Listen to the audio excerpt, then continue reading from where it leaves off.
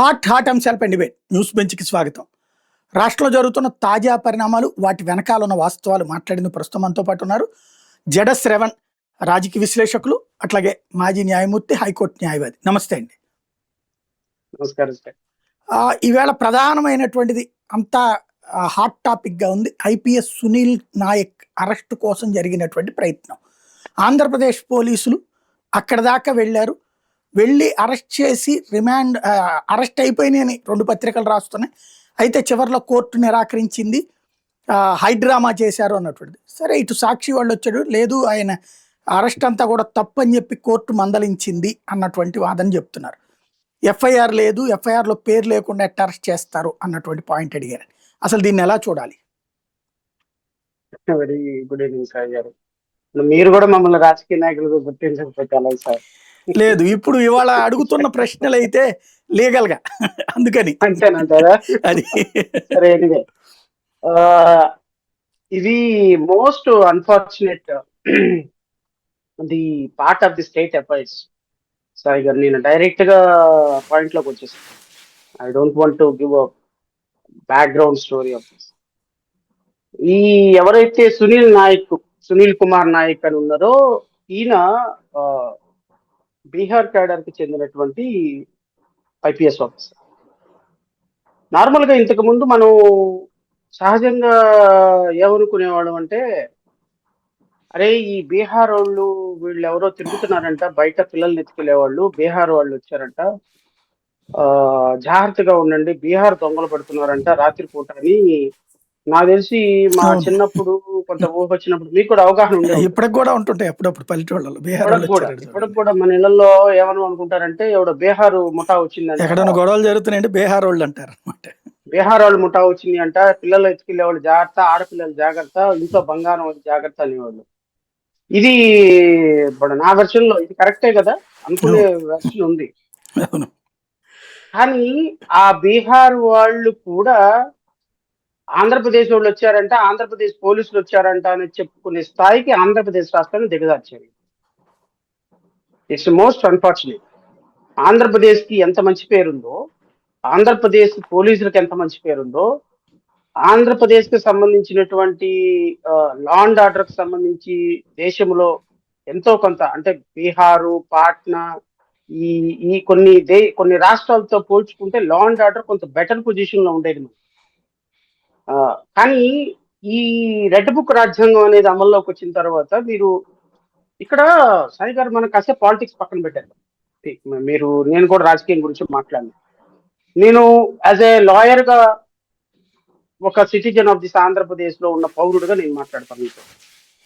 ఆంధ్రప్రదేశ్ రాష్ట్రంలో ఐపీఎస్ ఆఫీసర్లు, ఐఏఎస్ ఆఫీసర్లు ఒకప్పుడు నాకు తెలిసి ఒక 15 years, 10 years, 20 years బ్యాక్ ఏదైనా ఆంధ్రప్రదేశ్ రాష్ట్రానికి ఈ క్యాడర్ పోస్ట్ కి డిప్యుటేషన్ కి వెళ్ళాలి అని చూస్తే most of the IAS and IPS officers choose చేసుకునే స్టేట్ ఆంధ్రప్రదేశ్ స్టేట్ అని నాకు తెలిసినంత వరకు. ఆంధ్రప్రదేశ్ స్టేట్ లో పని చేయడానికి ఐపీఎస్, ఐఏఎస్ ఆఫీసర్ ట్రైనీస్ కూడా ఇక్కడ పోస్టింగ్ రావాలి, ఇక్కడ పని చేయడానికి they love to work here. అసలు రికమెండేషన్ చేయించుకొని వచ్చేవాళ్ళు ఇక్కడికి ఆంధ్రప్రదేశ్ రాష్ట్రానికి. కానీ అన్ఫార్చునేట్ సిచ్యువేషన్, పొలిటికల్ అఫైర్స్ ఎలా తయారైంది అంటే ఆంధ్రప్రదేశ్ రాష్ట్రంలో ఏ క్యాడర్ లో పనిచేసినా నీ క్యాడర్ ఎంత క్యాడర్ పెరుగుతా ఉంటే నీ క్యాడర్ ని బట్టి నువ్వు ఎన్ని రోజులు నెక్స్ట్ గవర్నమెంట్ లో జైల్లో ఉండాలో డిసైడ్ చేసుకోవాల్సిన పరిస్థితి వచ్చింది అన్ఫార్చునేట్లీ ఐఏఎస్ అండ్ ఐపీఎస్ ఆఫీసర్లకి. ఇది చాలా చాలా చాలా ఆంధ్రప్రదేశ్ రాష్ట్రానికి చెడ్డ పేరు తీసుకొచ్చేటువంటి అంశం. ఈ రోజు పాట్నా, బీహార్ లో ఆంధ్రప్రదేశ్ రాష్ట్ర పోలీసులు ఒక ఐజీ స్థాయి అధికారిని ఇక్కడ కొన్ని రోజులు డిప్యుటేషన్ లో పనిచేసిన నేరానికి ఈ రోజు గోడ దూకి వెళ్ళి వాళ్ళ ఇంట్లో వీరంగం సృష్టించి ఒక ఐజీ స్థాయి అధికారిని అరెస్టు చేసేదానికి అబాసుపాలై ఈ రోజు దేశం మొత్తం ముందు పరువు పోగొట్టుకున్న ఆంధ్రప్రదేశ్ రాష్ట్ర పోలీసులను చూసి సిగ్గుపడాలి ఆంధ్రప్రదేశ్ రాష్ట్రంలో ఉన్న 5.5 కోట్ల మంది ప్రజలు. దీనికి కారణం ఏంటి అంటే because of Nara Lokesh red book రాజ్యాంగం. ఈ రెడ్ బుక్ రాజ్యాంగంలో అరెస్టు చేయాలి అనేటువంటి ఒక సీరియస్నెస్, ఒక అరెస్టు చేస్తే గాని మన కొన్ని ఆత్మలు శాంతించవు అనేటువంటి ఒక అంటే వాట్ యూ కాల్ దట్ అంటే ఇల్లీగల్ మెథడ్ ఆఫ్ వేని అప్రోచ్ అడాప్ట్ చేసుకొని ఒక ఐజీ స్థాయి అధికారిని అరెస్ట్ చేయాలని చేసినటువంటి విఫల ప్రయత్నం కాదా ఇది? కానీ చేసిన వాళ్ళు ఏమన్నా లీగల్ గా చేశారా? గోడలు దూకెళ్ళిపోయింది. మీరు ఆయన స్టేట్మెంట్ చూస్తే సార్ ఎంత ఇబ్బందికరమైన పరిస్థితి అంటే, ఆయన ఒక స్టేట్మెంట్ రిలీజ్ చేశారు సాయి గారు. Entry into the premises approximately 6 a.m. on 23rd February 2026, the above mentioned team, అంటే ఎవరెవరు, A R Damodar superintendent of police, SP cadre officer, Aravind K deputy superintendent of police, G R Ramanamurthy deputy superintendent of police, and 1 women constable identity uncertain, and 6 other persons, అంటే 6, 7, 8, 9, 10 మంది పోలీసులు మొత్తం. And approximately 6 a.m. on 23rd February 2026, the above mentioned team entered informant's residence premises at a B3 Raja Bishan Nagar, Patna, by scaling the boundary wall of the residence. పోలీసులు ఒక IG officer దగ్గరికి వెళ్ళి arrest చేసేటప్పుడు ఆయన boundary wall దూకేసి వెళ్ళిపోయినారంట లోపలికి. The team did not enter through main gate and did not announce their presence to the security or household staff in a lawful manner prior to entry. అంటే entry ఎవరు వచ్చారు చెప్పకుండా direct గా వెళ్ళిపోయినారు. No warrant of arrest was produced at the time of entry and no prior information or intimation was given to the local police of సోన్సో police station Patna or to any other competent authority in Bihar before the said entry was effected. అసలు what is the course of action is, Andhra Pradesh రాష్ట్రంలో నుంచి నువ్వు ఇంకొక రాష్ట్రానికి వెళ్ళి అక్కడ officer arrest చేసేటప్పుడు సాయి గారు రెండు పరిస్థితులు ఉన్నాయి. ఒకటి, ఎఫ్ఐఆర్ అరెస్ట్ నా పేరు లేదు ఎఫ్ఐఆర్ లో అనేది అది కరెక్ట్ కాదు, అది అబద్ధం కాదు. ఎఫ్ఐఆర్ లో ఆయన పేరుంది, ఆయన యాంటిసిపేటరీ బెయిల్ వేసుకున్నారు, యాంటిసిపేటరీ బెయిల్ రిజెక్ట్ అయింది. సబ్సిక్వెంట్ గా ఆయన ఇంకొక బెయిల్ పిటిషన్ వేసుకున్నారు, క్వాష్ వేసుకున్నారు, అది పెండింగ్ ఉంది ఇప్పటికీ.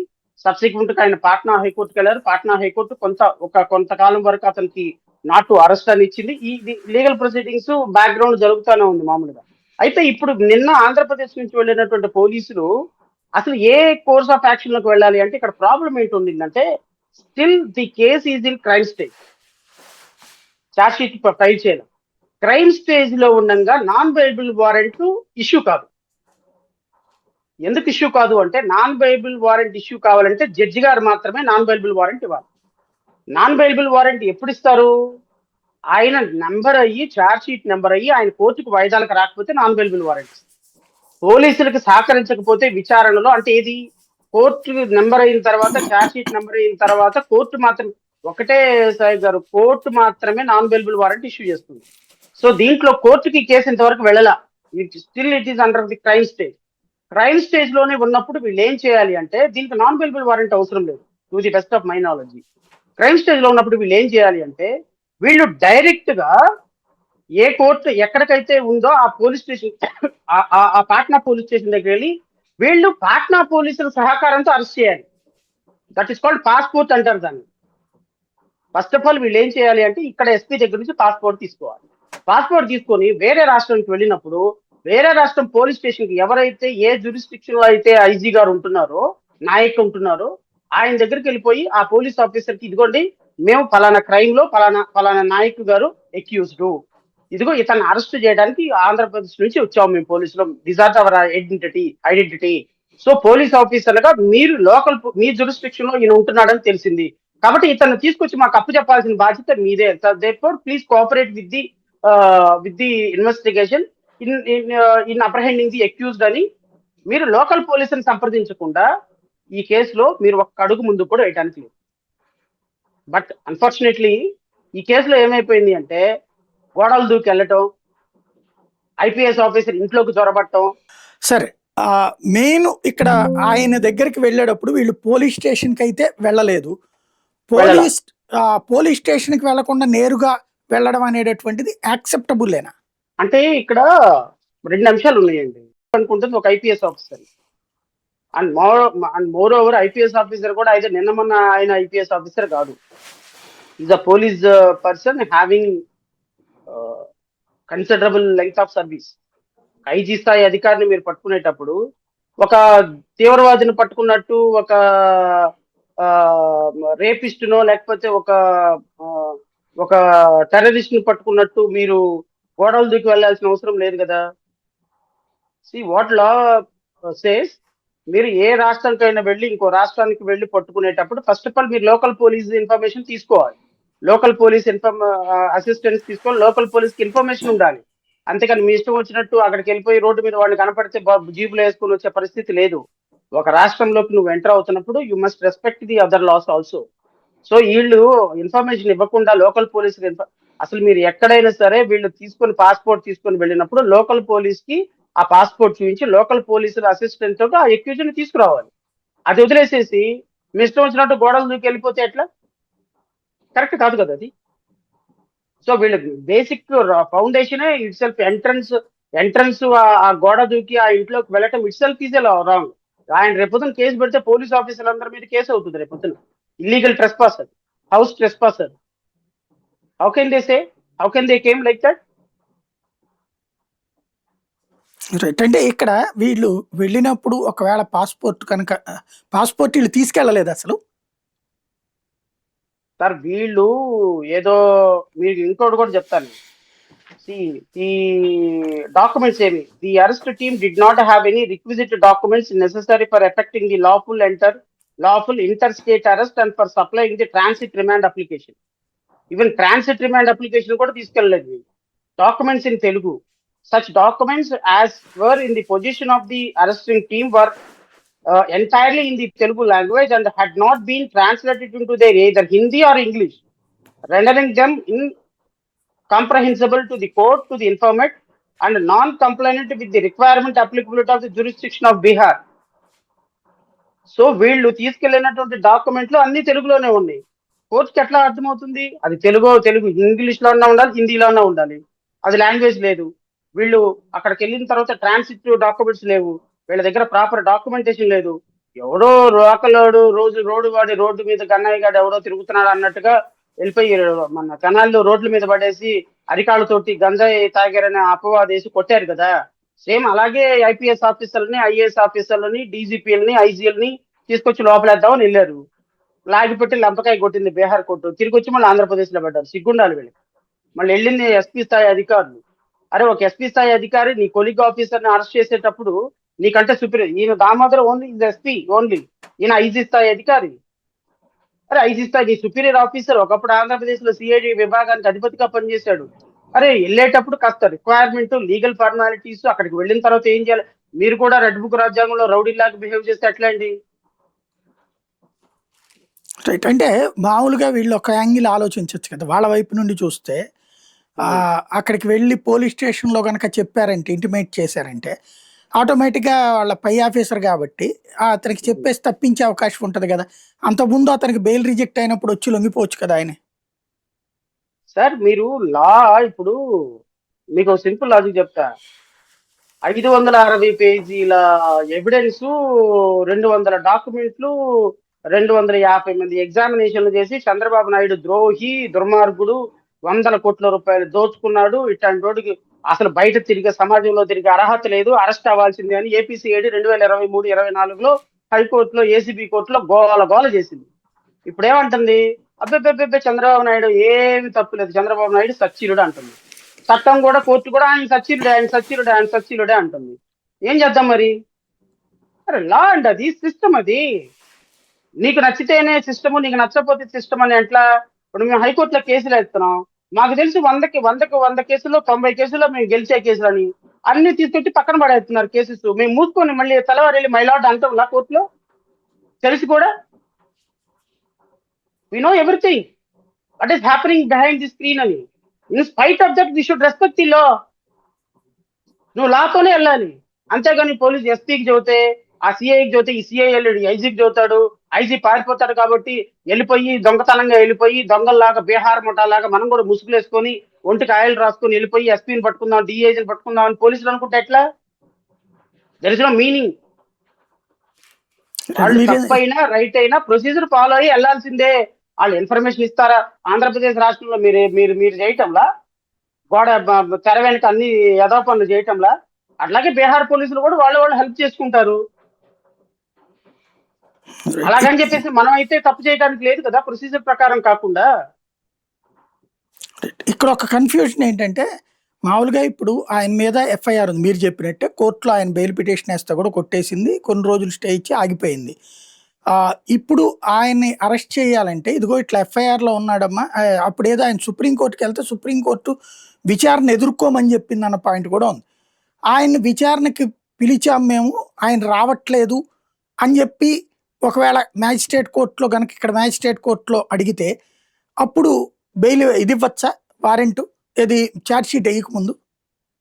ఇవ్వడానికి లేదు. ఎందుకని? అబ్స్కాండ్ చూపించాలి. ఎప్పుడు కూడా ఛార్జ్ షీట్ లో 2 అంశాలు ఉంటాయి సాయి గారు. ఫర్ ఎగ్జాంపుల్ 5 అక్యూజులు ఉన్నారు, 5 మీద క్రైమ్ రిజిస్టర్ అయింది. 5 మీద క్రైమ్ రిజిస్టర్ అయింది, 3 మాత్రం ప్రజెన్స్ సెక్యూర్ అయింది. వీళ్ళ 3 దొరికారు, వీళ్ళ 3 బెయిల్ వచ్చింది, మిగతా 2 ఎక్కడ ఉన్నారో దొరకటం.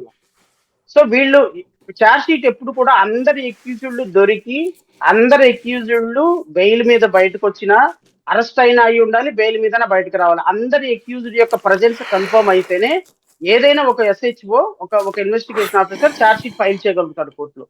సో కొన్ని సందర్భాల్లో ఏమవుతుంది అంటే 3 ఎక్యూజ్డ్లు దొరుకుతారు, 2 ఎక్యూజ్డ్లు దొరకరు. దొరకనప్పుడు పోలీసులు అబ్స్కాండ్ ఛార్జ్ షీట్ వేస్తారు, 5 మీద ఛార్జ్ షీట్ వేస్తారు. A4 అండ్ A5 ఇద్దరే దొరకలేదు అనుకోండి, మిగతా 3 అరెస్ట్ అయ్యారు, బెయిల్ తీసుకున్నారు, బయటకు వెళ్ళిపోయినారు, 2 దొరకలేదు అనుకున్నాం, అప్పుడు వాళ్ళ మీద అబ్స్కాండ్ ఛార్జ్ షీట్ వేసి మెజిస్ట్రేట్ గారిని రిక్వెస్ట్ చేస్తారు. ఏమని? సార్ A1 to A3 దొరికారు, ఇన్వెస్టిగేషన్ చేశాము, A4 అండ్ A5 మాత్రం దొరకటం లేదు, వాళ్ళు విచారణకు సహకరించడం లేదు, వాళ్ళు ఏ రోజు రావటం లేదు, కాబట్టి మేము ఛార్జ్ షీట్ ఫైల్ చేశాం. కాగ్నిజెన్స్ తీసుకునేటప్పుడు A1 to A3 మీద అందరి మీద కాగ్నిజెన్స్ తీసుకొని for secure presence of the A4 and A5 మాకు వారెంట్ ఇవ్వండి అని అడుగుతారు. సో అది మెజిస్ట్రేట్లు 99.9% రిజెక్ట్ చేస్తారు. ఎందుకు అంటే పోలీసు వాళ్ళు చాలా తెలివిగల వాళ్ళు. వీళ్ళు ఒక వ్యక్తి క్రైమ్ లో రిజిస్టర్ అయ్యామన్నాడా లేదో తెలియదు, నా పేరు అసలు ఉందో లేదో తెలియదు నాకు, పోలీసులు ఏ రోజు నన్ను దగ్గరికి రానిలా, పోలీసులు ఏ రోజు నన్ను విచారణకు పిలవాల, నా మీద ఎఫ్ఐఆర్ ఉందన్న సంగతి నాకు తెలియదు. కానీ మెజిస్ట్రేట్ దగ్గరికి వెళ్ళిపోయి సార్ శ్రవణ్ కుమార్ అసలు ఇన్వెస్టిగేషన్ సహకరించడం లేదు, ఆయన మీద క్రైమ్ ఉంది, ఆయన దొరకటం లేదు, ఆయన మీద వారెంట్ ఏముంది, ఆయన వారెంట్ తీసుకుని నన్ను అరెస్ట్ చేయదు. అందుకనే క్రైమ్ స్టేజెస్ లో అంటే అబ్స్కాండ్ ఛార్జ్ షీట్ వేసిన దాంట్లో పోలీసులకి ఎవరు వారెంట్లు ఇవ్వద్దు అని హైకోర్టు సర్కులర్ ఉంది. వారెంట్లు ఇష్యూ చేయొద్దు, ఈ వారెంట్లు తీసుకుని వెళ్ళిపోయి ఇష్టం వచ్చినట్టు ఎవరిని పడితే వాడిని అరెస్ట్ చేస్తారు, కాబట్టి వారెంట్ ఇచ్చే సందర్భంలో చాలా జాగ్రత్తగా వ్యవహరించండి మెజిస్ట్రేట్లు అందరికీ కూడా కొన్ని సర్కులర్ ఆర్డర్స్ ఉన్నాయి. సో కాబట్టి క్రైమ్ స్టేజ్ లో వారెంట్ వచ్చే ప్రసక్తి అయితే లేదు ఇప్పుడున్న పరిస్థితిలో. పోలీసులు ఏ కేసులో అయినా సరే అబౌవ్ 7 years ఉన్న కేసులో అరెస్ట్ చేసే హక్కు ఉంది, కాబట్టి ఈ కేసులో 307 అటెంప్ట్ మర్డర్ ఉంది, కాబట్టి నాయకుని ఎప్పుడైనా అరెస్ట్ చేయొచ్చు, దానికి వారెంట్ అవసరం లా ఫర్ కైండ్ ఇన్ఫర్మేషన్. కానీ అతను ఆంధ్రప్రదేశ్ రాష్ట్రంలో ఉంటే అరెస్ట్ చేయొచ్చు, బట్ వేరే రాష్ట్రానికి వెళ్ళినప్పుడు మాత్రం ప్రొసీజర్ ఫాలో అవ్వాల్సింది. అంటే ఇంకొకటి, వారెంట్ ఉంటే మాత్రం ఏ కోర్టు దగ్గరికి వెళ్ళి ట్రాన్సిట్ వారెంట్ అడగాల్సిన అవసరం లేదు, బికాస్ కాంపిటెంట్ ఏ కోర్టు అయినా సరే వారెంట్ ఇచ్చింది కాబట్టి ఎక్కడి నుంచి అయినా సరే వెళ్ళిపోయి పోలీసులు పట్టుకోవచ్చు, ఆయన అరెస్ట్ చేసి అక్కడ మెజిస్ట్రేట్ దగ్గర ప్రొడ్యూస్ చేయొచ్చు, magistrate bound to give up transit warrant. So ఇప్పుడు ఈ పరిస్థితుల్లో నాయక్ సేఫ్ లోకి ఎందుకు వెళ్ళాడు అంటే క్రైమ్ స్టేజ్ లో ఉంది, నెంబర్ 1. నెంబర్ 2, ఈ కేసులో మెజిస్ట్రేట్ దగ్గర నుంచి ఎక్కడ వారెంట్ లేదు, నెంబర్ 2. నెంబర్ 3, ట్రాన్సిట్ వారెంట్ అక్కడ వాళ్ళు వెళ్ళి అరెస్ట్ చేసిన ప్రొసీజర్ లో ఆ కోర్టుని సాటిస్ఫై చేయడంలో వీళ్ళు ఫెయిల్ అయిపోయినారు, కాబట్టి పాట్నా కోర్టు వీళ్ళకి వారెంట్ ఇవ్వండి. రైట్. ఇప్పుడు ఈ పరిస్థితి ఫేస్ చేశారు కాబట్టి ఇప్పుడు పాస్పోర్ట్ తీసుకుని వెళ్ళి తీసుకురావచ్చా ఈసారి? అంటే నాకున్న అవగాహన ప్రకారం ఇతనికి ఆంధ్రప్రదేశ్ లో జ్యూరిస్డిక్షన్ లో కేసు నమోదైన కారణంగా ఇతనికి ఇస్తే ఏపీ హైకోర్టు, ఏపీలో ఉన్న నగరంపాలెం కోర్టు, అంటే ఇప్పుడు ఈయనకి 307 కేసు కాబట్టి నగరంపాలెంలో డిస్ట్రిక్ట్ కోర్టు కానీ లేదా హైకోర్టు కానీ ఈ 2 మాత్రమే బెయిల్ ఇవ్వగలిగిన స్థాయి.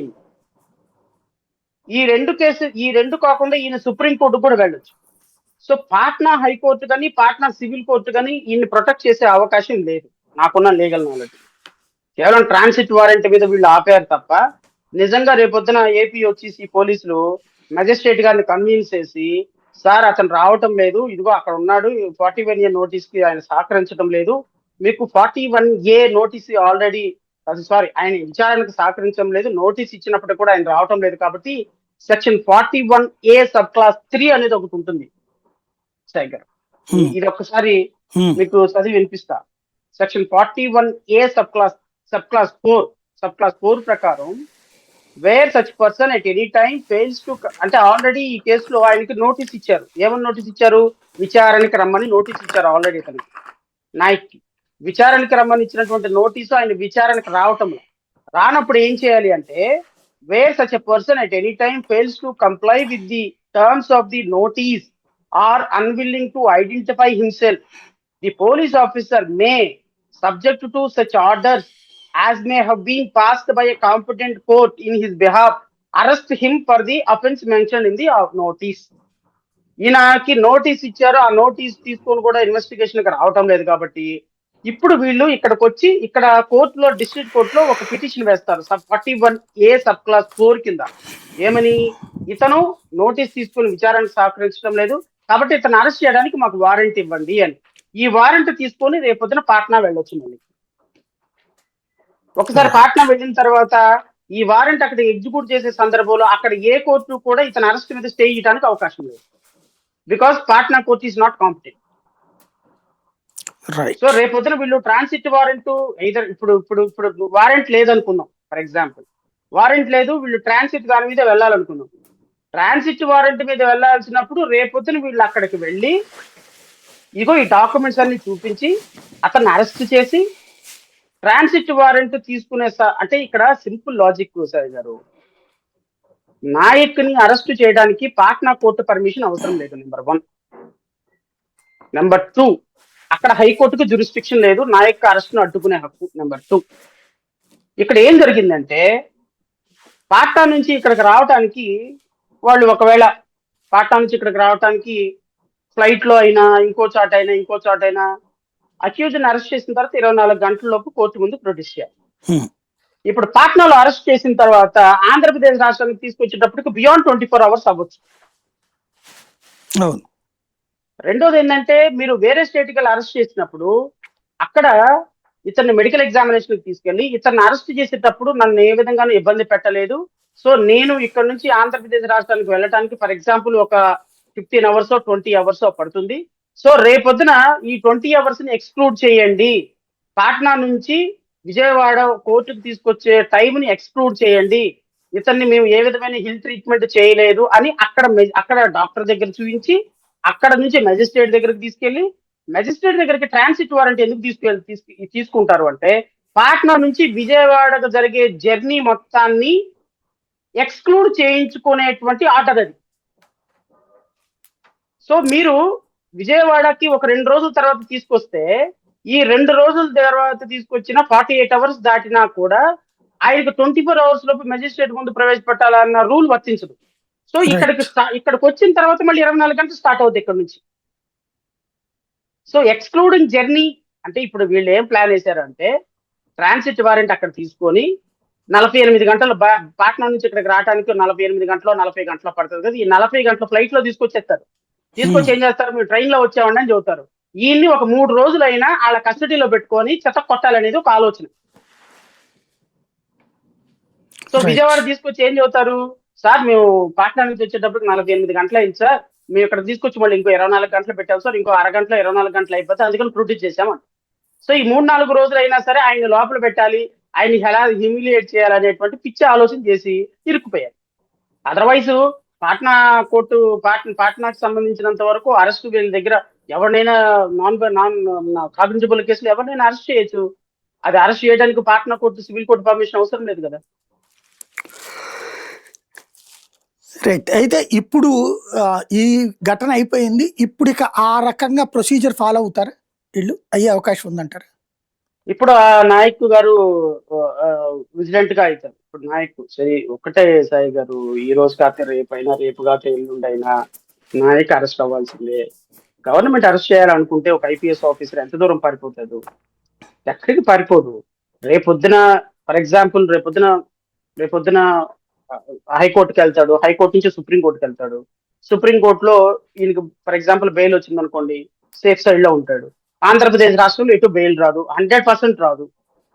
ఇప్పుడున్న పరిస్థితుల్లో ఆ, ఒకవేళ గత ప్రభుత్వంలో తప్పులు చేసిన వాళ్ళకి ఎవరినన్నా బెయిల్ ఇచ్చి క్యాన్సిల్ చేయమంటే క్యాన్సిల్ చేస్తారేమో, కానీ ఇప్పుడున్న మనకున్నటువంటి న్యాయ వ్యవస్థలో నాకు తెలిసినంత వరకు ఈ ఈ గవర్నమెంట్ ఎవరికి ఫర్గా ఉంటే వాళ్ళకి బెయిల్ వస్తుంది, ఎవరికి అగ్నెస్ట్ గా ఉంటే వాళ్ళ బెయిల్ క్యాన్సిల్ అవుతుంది. సో కాబట్టి ఈ ఆంధ్రప్రదేశ్ లో న్యాయ వ్యవస్థను నమ్ముకొని పిచ్చి పొరపాటు చేసి నాకు ఇక్కడ బెయిల్ వద్దని కూడా పొరపాటు. ఏమన్నా సుప్రీంకోర్టులోకి వెళ్ళి నాయకు అక్కడ ట్రై చేసుకుంటే ఆయనకు సుప్రీంకోర్టు ఏమైనా ప్రొటెక్షన్ ఇచ్చి, బాబు ఇదిగో నువ్వు బెయిల్ నీకు ఇస్తున్నాము, నువ్వు ఇన్వెస్టిగేషన్ కి సహకరించు అని కండిషన్ ఆల్రెడీ ఈ మాట ఉంది సుప్రీంకోర్టులో. ఈ మాట ఇన్వెస్టిగేషన్ కి సహకరించమనేటువంటి మాట సుప్రీంకోర్టులో ఆల్రెడీ నాయక్ గారికి ఒక ఆర్డర్ ఉంది. So in spite of that ఆయన సహకరించడం లేదనేది వాదన. నువ్వు ఏ కోర్టుకి వెళ్ళినా రేపొద్దున ఆయన ఇన్వెస్టిగేషన్ కి సహకరించమంటారు. ఇన్వెస్టిగేషన్ కి సహకరించే ప్రాసెస్ లో భాగంగా ఏ రోజైనా ఆయన్ని అన్లెస్ సుప్రీంకోర్టు లేదా హైకోర్టు బెయిల్ ఇచ్చి బెయిల్ ప్రొటెక్షన్ ఆర్డర్ లేకపోతే ఖచ్చితంగా ఆయన ఇన్వెస్టిగేషన్ కి ఏ రోజు అటెండ్ అయినా ఆ రోజు అరెస్ట్ చేస్తారు. రైట్. తాజాగా ఆయన చేసినటువంటి ట్వీట్లో ఒక కీలకమైన సంచలనాత్మకమైన పాయింట్స్ మెన్షన్ చేశారు. ఒకటి, అప్పటి ముఖ్యమంత్రి జగన్మోహన్ రెడ్డి పేరు చెప్పమని, అట్లాగే తన పై అధికారి అయినటువంటి సునీల్ కుమార్ పేరు చెప్పమని డైరెక్ట్గా ఇందులో ఫిర్యాదుదారే నాకు ఫోన్ చేశాడు, లేకపోతే నేను ఇరికిస్తానన్నాడు, నేను అందుకు అంగీకరించకపోవడంతో ఇట్లా ఇరికించారు, ఆడియో విట్నెస్లు కూడా ఉన్నాయి, అట్లాగే ఆ ఫిర్యాదుదారుకు సంబంధించినటువంటి ఫోన్ని కాల్ లిస్ట్ తీస్తే మీకు తెలుస్తుంది అంటున్నారు ఆయన. దాన్ని ఎలాగ లెక్కేసుకోవాలి? అంటే ఆయన చెప్పదలుచుకుంది ఏంటి అంటే సాయి గారు, ఇది 2021లో రఘురామకృష్ణరాజు మీద క్రైమ్ నెంబర్ 12/2021 అని 14/5/2021లో కేసు నమోదు. ఆ కేసులో 124A, 153A, 505 red section 120B. ఈ కేసులో ఈయన ముద్దాయిగా తీసుకొచ్చి, అంటే 2021లో జరిగిన ఇన్సిడెంట్ మీద ఈ ప్రభుత్వం వచ్చిన తర్వాత FIR నెంబర్ 187/2024 అని, అది 11/7/2024, అంటే ఆల్మోస్ట్ ఆల్ 3.5 years తర్వాత ఈ కేసు నమోదు చేశారు. అంటే 3 years 2 months తర్వాత ఈ కేసు నమోదు చేశారు. ఇనీషియల్ గా కేసు నమోదు చేసేటప్పుడు ఇతని పేరు లేదు. That is what is finding. 3.5 సంవత్సరాల తర్వాత, ఇన్సిడెంట్ జరిగిన 3.5 సంవత్సరాల తర్వాత నా పేరు అన్నెసరీగా ఇంక్లూడ్ చేశారు. నా పేరు ఇంక్లూడ్ చేసి నన్ను ఈవెన్ ఇనీషియల్ FIR రిజిస్ట్రేషన్ అప్పుడు కూడా లేదు. సబ్సిక్వెంట్ గా నేను నా పై ఆఫీసర్ గా ఉన్న సునీల్ కుమార్, ఆయన పై ఆఫీసర్ గా ఉన్న జగన్మోహన్ రెడ్డి పేర్లు చెప్పకపోతే నేను దీంట్లో నిందితుడిగా చేస్తామని చెప్పి నన్ను రఘురామకృష్ణరాజు బెదిరించాడు. నా దగ్గర కాల్ రికార్డ్స్ కూడా ఉన్నాయి, వీలైనప్పుడు నేను నా కాల్ రికార్డ్స్ బయట పెడతాననేటువంటి ఇప్పుడు సర్వీస్ లో ఉన్నాను కాబట్టి నేను కొన్ని నిబంధనలు ఉన్నాయి. నేను ఆయన చేసేటువంటి కార్యక్రమాలన్నిటి మీద నాకు తెలుసు, నేను ఖచ్చితంగా దీని మీద న్యాయ పోరాటం చేస్తాననేటువంటి పాయింట్. ఆయన కూడా ఏం చిన్నోడేం కాదు.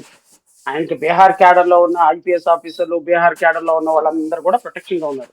ఒక IC లెవెల్ ఆఫీసర్ ఆంధ్రప్రదేశ్ వచ్చి కొంతకాలం పనిచేసి వాళ్ళ రాష్ట్రం వెళ్ళిపోయిన తర్వాత ఇష్టం వచ్చినట్టు హెరాస్ చేస్తాను, రెడ్ బుక్ రాజ్యాంగం చూపిస్తానంటే ఎవడొప్పుకుంటాడు? రేపొద్దున అక్కడ కూడా ఒక కేసు బుక్ చేసి తీసుకెళ్తారు ఇక్కడ నుంచి. అదేం పెద్ద విషయం ఏం కాదు. పోలీస్ డిపార్ట్మెంట్ లో వాళ్ళకి ఎట్లా వ్యవస్థను వాడుకోవాలో, ఎట్లా నాశనం చేయాలో వాళ్ళకి తెలిసినంతకు ఎవరికి తెలియదు. కాకపోతే ఏంటి అంటే, ఈ విధంగా నలుగురిలో పలసన అవటం, చులకన అవటం దేనికి అంటాను. ఈ రోజు దేశం మొత్తం వస్తుంది మన మొఖాన, ఆంధ్రప్రదేశ్ రాష్ట్ర పోలీసుల మొఖాన వస్తుంది.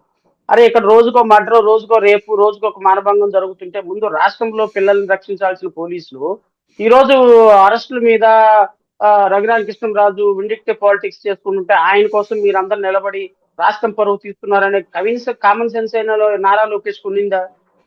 హోమ్ మినిస్టర్ అనితకు ఉందా? సో రేపొద్దున ఏం జరుగుతుంది, ఏం జరగదు అనేది పక్కన పడేసేయండి సాయి గారు. రేపొద్దున ఆయన అరెస్ట్ అవుతాడు, లేకపోతే బెయిల్ తెచ్చుకుంటాడు, ఇన్వెస్టిగేషన్కి వస్తాడు, వాళ్ళు ఇది పడతారు, కింద పడతారు, మీద పడతారు, అంతవరకే. ఇప్పుడు ఆయన ఆంధ్రప్రదేశ్ రాష్ట్రానికి రాకపోతే రప్పించేవాడే లేడు. ఆంధ్రప్రదేశ్ రాష్ట్రానికి రాకపోతే ఇంకా ఆయనకు ఉండే రెమెడీస్ ఆయనకు ఉంటాయి. ఐజీ స్థాయి అధికారికి తెలియదా? సో కాబట్టి విండిక్టివ్ పాలిటిక్స్ మానేసేసి కాస్త పరిపాలన మీద కాన్సన్ట్రేట్ చేయమని కోరుతున్నాను. అంటే ఇక్కడ పాయింట్ ఏంటంటే, ఒక ఆ రోజుల్లో ఓవరాల్గా అధికార దుర్వినియోగం చేసేసారు ఈ ఆఫీసర్లు అందరినీ పెట్టుకుని. వాళ్ళు మీరు అన్నట్టు ఇందాక ఈ కట్టర్ కార్యకర్తలు చాలామంది ఆత్మలు శాంతించాలన్నటువంటి పాయింట్ మాట్లాడారు కదా, కట్టర్ కార్యకర్తల ఫీలింగ్ కానీ లేకపోతే ఇప్పుడు ఈ రెడ్ బుక్ రాజ్యాంగం తయారు చేయడానికి కారణం కూడా గతంలో చంద్రబాబు గారిని రాజశేఖర రెడ్డో లేకపోతే ఇంకొకళ్ళు వేధిస్తే ఆయన తర్వాత అధికారంలోకి వచ్చినప్పుడు పట్టించుకునేవాళ్ళు కాదు. దాంతో వీళ్ళేమో ప్రతీకార రాజకీయాలు చేసేవాళ్ళు అని లోకేష్ దగ్గర వాళ్ళందరూ చెప్పారు. మీ నాన్నగారు ఎట్లాగా వదిలేయడం వల్ల మేమందరం సఫర్ అయిపోయాం, కాంగ్రెస్ వాళ్ళు ఏమో వెల్ సెటిల్డ్ అయిపోయారు, దానివల్లనే మనం ఇబ్బంది పడ్డామని యోగాళం అప్పుడు చెప్పడం వల్లనే ఈ దఫా నేను అట్లాంటి వాడిని కాదు, నేను ఖచ్చితంగా ఎవరు తప్పు చేస్తే వాళ్ళని శిక్షిస్తాను, అది ఖచ్చితంగా చట్ట ప్రకారం శిక్షిస్తానని చెప్పారు. ఆ హామీ మేరకే వాళ్ళందరి సంతృప్తి కోసమే ఈ పని చేస్తున్నారు. అంటే వీళ్ళందరూ ఆనాడు తప్పులు చేయకపోతే కోర్టులైనా వీళ్ళకి రక్షణ కల్పించాయి కదా, ఆ తప్పులని ఎత్తి చూపెట్టడం తప్పు అవుతుందా? You're absolutely correct. ఈ విషయంలో నేను ఐమ్ విత్ యూ. ఇప్పుడు ఐపీఎస్ ఆఫీసర్లుగా వీళ్ళందరూ కూడా ఆ రోజున ప్రభుత్వాల మాట విని ప్రభుత్వాలు ఏం చెప్తే అది చేసిన కారణంగా ఈ రోజు కాన్సిక్వెన్సెస్ ఫేస్ చేస్తున్నారు. I'm not opposing them or I'm not supporting them. కానీ థింగ్ ఈజ్ అల్టిమేట్ గా ఎక్కడో చోట దీనికి ఫుల్ స్టాప్ పడాలి కదా అంటున్నాను.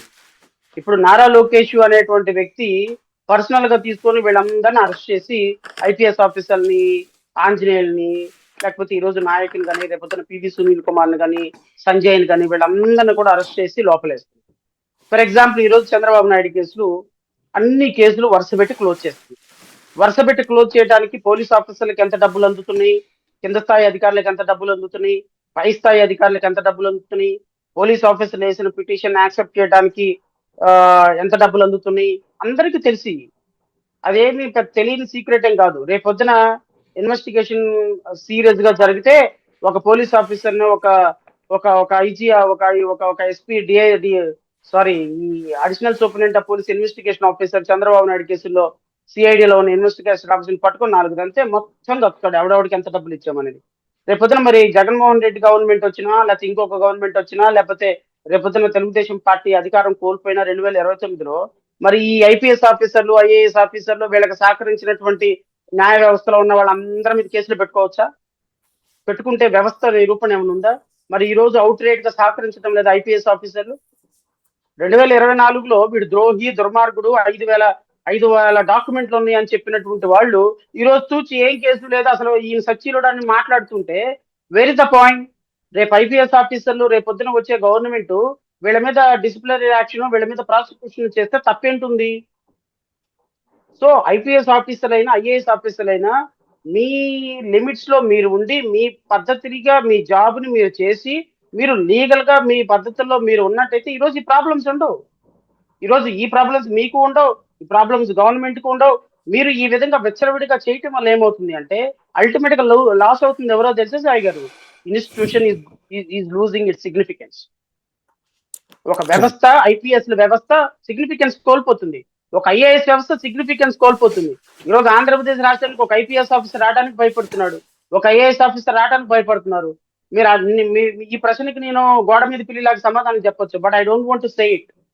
ఈవెన్ ఏ గవర్నమెంట్ అధికారంలో ఉన్నా ఐపీఎస్ ఆఫీసర్ని, ఐఏఎస్ ఆఫీసర్ని వాళ్ళని మీ పర్సనల్ ఇష్యూస్ కోసం వాడి, మీ పర్సనల్ వెండిటా కోసం వాడితే అల్టిమేట్ గా అది రివర్స్ అయిపోయి సైకిల్ చైన్ లాగా రేపు మళ్ళీ తిరిగి వస్తుంది.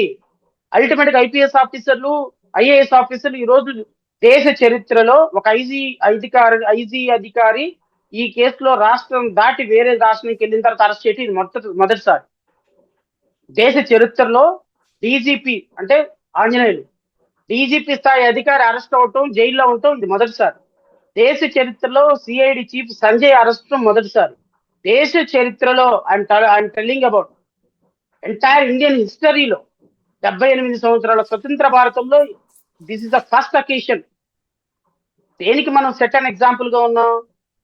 దేనికి సెట్ అయిన ఎగ్జాంపుల్ గా ఉన్నాం సార్? మనం గొప్ప విశేషం కదా ఇలాంటి విధ్వంసం. ఇంతమంది ఐపీఎస్ ని జగన్మోహన్ రెడ్డి దుర్వినియోగం చేస్తే వాళ్ళందరినీ శిక్షించినటువంటి మహాఘనమైనటువంటి చరిత్ర లోకేష్ సొంతం కాదు, అప్పుడు చంద్రబాబు సొంతం కాదు. నేను జగన్మోహన్ రెడ్డి నేను అనేది వ్యవస్థని దారికి తెచ్చిన గనులు ఎవరా వీళ్ళు? ఇంకోట 15 ఏళ్ల పాటు వీళ్ళే ఉంటే ఇక అప్పుడు ఇంకేముండదు కదా. వ్యవస్థని దారికి తీసుకొచ్చిన గనులు అని మనం కితాబిచ్చుకుంటా పోతే గత ప్రభుత్వంలో జరిగిందంతా వ్యవస్థని దారిలోకి తీసుకొచ్చిన పద్ధతి అని ఆయన కూడా అంటారు. నేను గత ప్రభుత్వాన్ని క్రెడిట్ ఇవ్వదలుచుకోలేదు, ఈ ప్రభుత్వాన్ని క్రెడిట్ ఇవ్వదలుచుకోలేదు. అల్టిమేట్ గా ఇప్పుడు నారా లోకేష్ చేసేది వ్యవస్థలను వాడటం లేదా, ఐపీఎస్ ఆఫీసర్లను వాడటం లేదా, పోలీస్ ఆఫీసర్లను వాడటం లేదా, ఇన్స్టిట్యూషన్స్ ని వాడటం లేదా, రోడ్డు మీద పడేసి పిచ్చ కొట్టుడు కొడితే ఆ పిచ్చ కొట్టుడు కొట్టినోడిని ఆ, అవును గంజాయి తాగారు కాబట్టి కొట్టారు అని మాట్లాడుతున్నాడు. వాళ్ళు కోర్టులు వేయాల్సిన శిక్షలు మన ప్రభుత్వంలో పోలీసులే వేస్తున్నారు. వీళ్ళందరూ లాని తమ చేతుల్లోకి తీసుకున్నట్టు అవుతుంది. రేపొద్దున లాని తమ చేతుల్లోకి తీసుకున్నప్పుడు రేపొద్దున వ్యవస్థ ఎవరు ఎవరు కోల్పోతారంటే నమ్మకం, సామాన్యులు వ్యవస్థ మీద నమ్మకం కోల్పోతారు. సామాన్యులు ఒకసారి వ్యవస్థ మీద నమ్మకం కోల్పోయినారు అనుకోండి, అసలు దేర్ ఇస్ నో డెమోక్రసీ అట. అంటే వీళ్ళు అలా అంటలేదు కదా. ఇప్పుడు అలాగా ఇదివరకు అలా వ్యవస్థలన్నీ దుర్వినియోగం చేయడం వల్ల ప్రజలు నమ్మకం కోల్పోతే, ఇప్పుడు మీరు చెప్పినట్టు రోడ్డు మీద కొట్టారు, ఇన్స్టెంట్ జస్టిస్ జనం కోరుకుంటున్నారు. అట్లాగే ఎందుకని వ్యవస్థలు నిదానంగా ఏళ్ల తరబడి శిక్షిస్తే టైం పడుతుంది కాబట్టి, తమ కళ్ళెదురుగుండా కనిపించే నేరానికి ఇమ్మీడియట్ గా శిక్షించాలని కోరుకుంటున్నారు. అది తీరుస్తున్నారు. అదే అదే అట్లాగే అదే అదే అధికారులు తప్పు చేస్తే ఇమ్మీడియట్ గా మీరు చెప్పినట్టే దేశ చరిత్రలో నెనడు లేని ఒక డీజీ స్థాయి అధికారిని కూడా జైల్లో పెట్టినటువంటి ఒక గొప్ప శక్తివంతమైనటువంటి నేతగా రిజిస్టర్ అవుతారు కదా వీళ్ళిద్దరు కూడా. ఆ, ఖచ్చితంగా అవుతారు. అందులో గొప్ప శక్తివంతమైన నేతగా మహమ్మద్ బిన్ తుగ్లక్ కూడా గొప్ప శక్తివంతమైన నేత అనుకున్నాడు. చివరికి ఏమైపోయిందండి? ఎవడు శక్తివంతుడు కాదు ప్రజాస్వామ్యంలో డెమోక్రసీలో రాజ్యాంగమే శక్తివంతమైంది, ప్రొసీజరే శక్తివంతమైంది. మీరు 25 సంవత్సరాలు పనిచేసినటువంటి ఈ ముఖ్యమంత్రులు, జ్యోతి బసు కావచ్చు, లేకపోతే బీహార్ ముఖ్యమంత్రి, ఒరిస్సా ముఖ్యమంత్రులు కావచ్చు, వీళ్ళలో ఎవరు ఏ రోజైనా వాళ్ళ వాళ్ళ వాళ్ళ వెండిక్టాల గురించి ఏ ఏ ఏ సందర్భంలో అయినా సరే బయటగా మనం డిస్కస్ చేసుకున్నామా? దేశం డిస్కస్ చేసుకుందా? 25 సంవత్సరాలు పనిచేశారు ఒక్కొక్కరు ముఖ్యమంత్రిగా, ఏ రోజైనా. సో ఇది నేను ఎగ్జాంపుల్ గా నేను వ్యవస్థల్ని మార్చడానికి వచ్చాను. వ్యవస్థలను మార్చడానికి వస్తే రెడ్ బుక్ రాజ్యాంగం ఎట్ట అవుతుంది? వ్యవస్థలను మార్చడానికి వస్తే మీరు కేసులు ఎట్లా విత్డ్రా చేసుకున్నారు? వ్యవస్థలను మార్చడానికి వస్తే పబ్లిక్ ప్రాసిక్యూటర్, ఒక పబ్లిక్ ప్రాసిక్యూటర్, గుంటూరు జిల్లా పబ్లిక్ ప్రాసిక్యూటర్ జగన్మోహన్ రెడ్డి టైంలో ఆయనే ఉన్నాడు, చంద్రబాబు నాయుడు టైంలో ఆయనే ఉన్నాడు. 2024 జనవరిలో పవన్ కళ్యాణ్ మీద ఇతడు దుర్మార్గుడు, దోషి, వాలంటీర్లను తిట్టాడు, ఇట్లాంటోడు, అసలు వాలంటీర్లు అందరూ వ్యభిచారులు అన్నారు అని చెప్పేసి ఒక కేసు వేశాడు. 40 పేజీలు అఫిడవిట్ వేశాడు. ఏమని? అసలు పవన్ కళ్యాణ్ అరెస్ట్ చేయాలి, లోపల వేయాలి, కేసు బుక్ చేయాలని. అయిపోయింది. కరెక్ట్ గా 4 నెలలు గవర్నమెంట్ అదే పబ్లిక్ ప్రాసిక్యూటర్ అబ్బెబ్బెబ్బే అసలు దీంట్లో ఏ కేసు లేదండి, కేసు మొత్తం తీసేసేయండి, పవన్ కళ్యాణ్ సచ్చీలుడు, ఆయన వాక్ స్వాతంత్రంలో భాగంగా అన్నాడని చెప్పి మళ్ళీ 40 పేజీలు అఫిడవిట్ వేశారు. ఏ సిస్టమ్ కరెక్ట్? అసలు కేసులు ఎట్లా విత్డ్రా చేసుకుంటారు? ప్రాసెస్ ప్రకారం క్లోజ్ అవ్వాలి. అసలు ఎప్పుడు కూడా మనం న్యాయానికి, నీతికి ప్రతీకగా ఉండాలి, జస్టిస్ సోదరి అని చెప్పిన చంద్రబాబు నాయుడు, నారా లోకేష్, పవన్ కళ్యాణ్ కేసులు విత్డ్రా చేసుకుంటున్నారు. ఇది కరెక్ట్ సిస్టమా? ఇది వ్యవస్థలను బాగు చేయటమా? ఇది సెకండ్ ఎగ్జాంపుల్ గా ఉండటమా? Inner ring road case, skill development case, liquor case, రాజధాని భూముల కేసు, వరుస పెట్టి 100 కోట్ల రూపాయలు అవినీతి ఆరోపణలు ఉన్న కేసులన్నీ క్లోజ్ చేసుకుంటున్నారు. ఎవరికి అసలు కనీసం ఏసీబీ కోర్టులో డాక్యుమెంట్లు చూడటానికి కూడా ఇప్పుడు డాక్యుమెంట్లు పర్మిషన్ ఇవ్వకుండా మొత్తాన్ని మేనేజ్ చేసి చేసుకుంటున్నారు. ఇది వ్యవస్థల్లో మంచిదా? ట్రాన్స్పరెన్సీయా? ఇది వ్యవస్థల మార్పు కోసమా? రేపెట్టంటూ దీన్ని చేసిన వాళ్ళందరినీ మనం అరెస్ట్ చేయకూడదా? ఇలా సహకరించిన అధికారుల్ని, ఇలాంటి సహకరించినటువంటి వ్యవస్థల్లో వాళ్ళని లోపలేద్దాం మనం? ఎట్లా? సర్టెన్ ఎగ్జాంపుల్ ఎట్లా? గత సంవత్సరంలో గత ప్రభుత్వంలో తప్పు చేసిన వాళ్ళు అరెస్ట్ చేస్తున్నారు, మళ్ళీ మీరు అంతకంటే డబుల్ తప్పులు చేస్తున్నారు. That is what the difficulty. అంతకంటే తప్పులు చేసి మిమ్మల్ని రేపు ఎట్లా క్షమించాలి? పోనీ మీరు మంచి చేస్తున్నారా? చూసి అమ్మ గత ప్రభుత్వంలో జరిగినవన్నీ కరెక్ట్ చేస్తున్నారు, వీళ్ళు మాత్రం చాలా నిజాయితీగా, ట్రాన్స్పరెంట్ గా ఉన్నారంటే అట్లా కూడా లేరే. గత ప్రభుత్వం అట్టు పెడితే మీరు 2 అట్లు పెడుతున్నారు. పెనంలో నుంచి పొయ్యి మీద పడ్డట్టు అయింది ప్రజల బ్రతుకు. Right. Thank you very much అండి. మంచి సమాచారం ఇచ్చారు. ఇది పరిస్థితి. ఓవరాల్గా అయితే సునీల్ నాయక్ అరెస్ట్ అన్నటువంటిది అనివార్యం. అయితే ప్రస్తుతం జరిగింది మాత్రం ఒక చిన్న వైఫల్యమా, పెద్ద వైఫల్యమా? అదే సందర్భంలో ఇది పరువులు పోయినాయా, పరువులు తెచ్చినాయా ప్రభుత్వానికి? తేల్చాల్సింది ప్రజలే.